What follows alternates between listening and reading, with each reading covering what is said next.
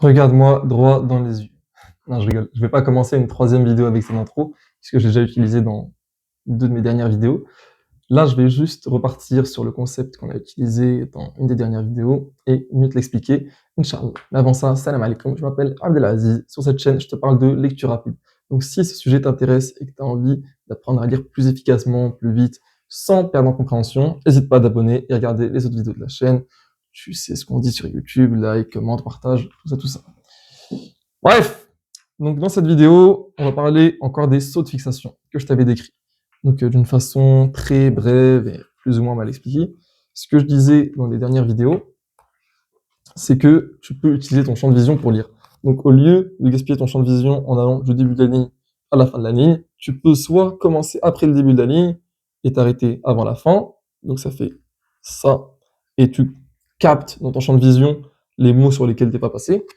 Ou soit la deuxième façon, qui est plus efficace, parce qu'il y a encore moins de gâchis de champ de vision, c'est ce que tu vas faire, c'est que tu vas faire des sauts de fixation. Les sauts de fixation, c'est le fait de lire comme ça, en pointant. Donc au lieu de faire une ligne continue, tu vas faire quelque chose de discret, du coup, par position avec continue, où tu vas juste regarder 4 ou 5 points de la ligne, ou 3 si tu es très bon, et capter par groupe de mots, comme ça. Bon, c'est pas très beau, mais vas-y, juste pour que tu aies l'idée. Donc 1, 2, 3, 4, 1, 2, 3, 4, et tu vas lire comme ça jusqu'à la fin de la ligne, fin de la page, fin du livre, etc. Donc, cette façon de faire, elle est très claire normalement, sauf que quand tu vas commencer à avoir un champ de vision de plus en plus entraîné, donc de plus en plus large, et oui, avant que les gens sciences viennent pour dire oui, tu peux augmenter ton champ de vision, je suis pas là pour dire que tu augmentes vraiment ta capacité visuelle ou quoi. Tout ce que je veux dire, c'est que tu augmentes ta capacité à deviner ce qu'il y a dans le champ de vision. J'en ai parlé dans la vidéo sur la technique des marges, mais juste, ce qu'on veut avec la lecture rapide, c'est de savoir quel mot il y avait à cet endroit-là. On s'en fiche un peu si le mot, on l'a vraiment regardé lettre par lettre, ça sert à rien. Parfois, juste avoir la forme du mot dans son champ de vision, ça suffit pour savoir de quel mot il s'agissait. Même parfois, tu n'as même pas besoin, juste le contexte, ça suffit. Bref. Donc maintenant, comment est-ce qu'on peut appliquer efficacement la méthode des sauts de fixation? Il y a deux façons de faire, et une qu'on va privilégier pour les débutants parce qu'ils ne sont pas vraiment les outils. Mais à force de lire et t'entraîner à le faire, il va falloir quand même que tu passes à autre chose, et c'est ce que je vais t'expliquer là. Donc la première façon de faire, celle des débutants, c'est que tu vas lire et que tu peux t'entraîner à le faire justement, et je te recommande de le faire, c'est que pour avoir tes sauts de fixation bien placés, c'est de faire des traits sur les pages de tes livres. Fais-le avec un livre qui t'attache peut-être pas trop d'importance.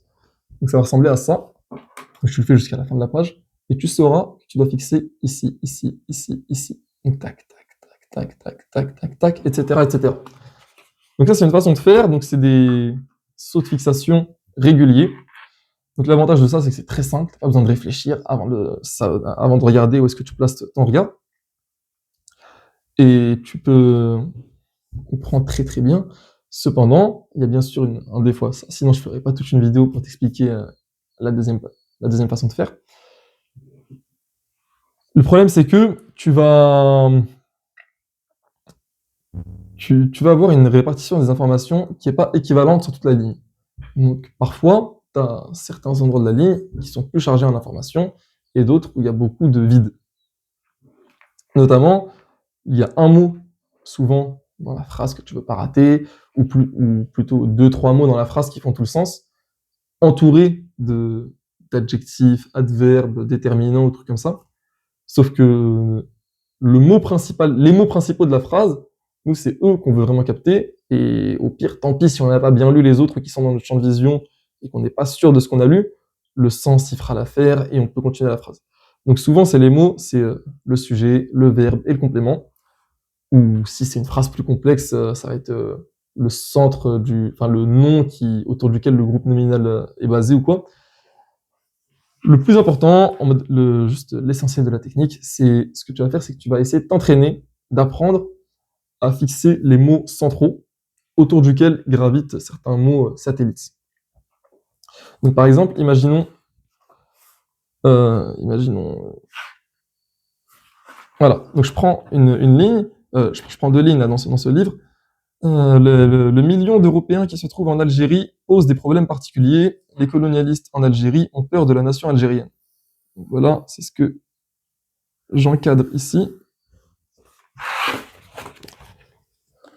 Tac.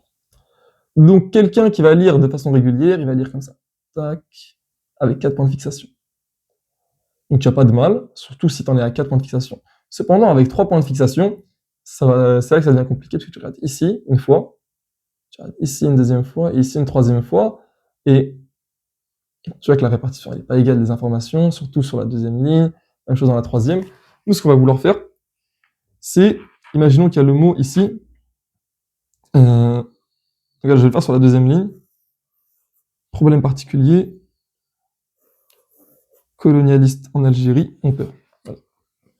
Donc là, tu le vois sur cette ligne-là, j'ai entouré 3 groupes de mots. Et tu vois que ce n'est pas des groupes de mots qui sont égaux en taille, surtout le dernier, il est tout petit, mais c'est là où il y a le sens principal de la phrase. Donc, problème particulier, donc c'est la fin de la phrase d'avant. Si tu regardes avec la phrase d'avant, pose des problèmes particuliers. Donc, savoir que ces problèmes, ça le point important, donc ton regard il doit être vers le mot problème, et particulier, tu vas le capter un peu dans ton champ de vision, ou quitte à le faire, autant le faire entre les deux, et tu captes le tout. Maintenant, les colonialistes en Algérie, en vrai, c'est un très grand groupe de mots, mais le livre entier, il va faire un bon petit 200 pages, il parle que de ça. Donc en vrai, quand tu vois colonialiste, tu devines que ça parle de les colonialistes en Algérie. Donc en fait, juste mettre ton regard ici, ça te permettra de confirmer que le soupçon que tu as de groupe de mots qu'il va y avoir, c'est bien le mot. Donc tu vas regarder au milieu, et d'un seul coup, tu captes tout ça. Même chose, là c'est le verbe. Le verbe est le complément du verbe qui est important. Le verbe et son complément, ils accordent beaucoup de sens à la phrase. Donc les colonialistes en Algérie ont peur.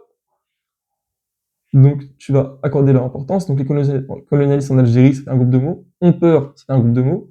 Donc maintenant, ta fixation, au lieu d'être répartie équitablement, donc comme si tu avais coupé la page en 3 et faire boum, boum, boum, ça va faire tac, centre de chaque point.